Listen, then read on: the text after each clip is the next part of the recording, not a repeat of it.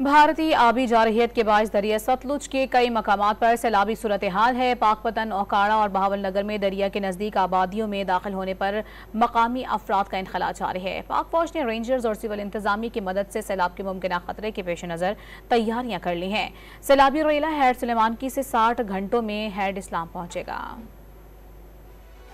पाकपतन के मुकाम पर दरिया सतलुज में निचले दर्जे का सैलाब है।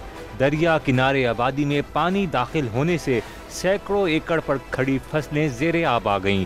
तहसील आरिफवाला के गांव भेनी नूर जहानिया का हिफाजती बंद टूटने से सैलाबी रेला फसलों को बर्बाद करते हुए आबादियों में दाखिल हो गया। पाकपतन के इलाके पीर गनी के करीब दुल्हा और बाराती सैलाबी रेले में फंस गए, जिन्हें कश्ती के जरिए रेस्क्यू किया गया।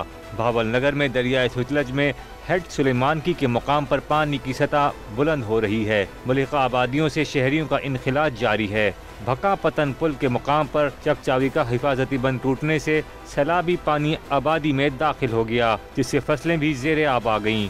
ओकाड़ा में भी सैलाबी सूरत हाल के बाइस शहरियों की नकल मकानी जारी है।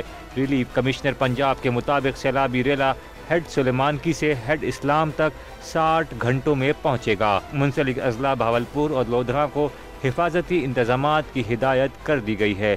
दूसरी जानिब पाक फौज ने रेंजर्स और सिविल इंतजामिया की मदद से सैलाब के मुमकिन खतरे के पेश नज़र तैयारियां कर ली हैं। भावल नगर, चिश्तियाँ और सुलेमानकी के मकामात पर रिलीफ कैंप्स कायम किए गए हैं। भावलपुर कोर के फौजी दस्ते इजाफी साजो सामान के साथ स्टैंड बाय पर मौजूद हैं ताकि किसी भी तरह की हंगामी सूरत हाल से निमटा जा सके।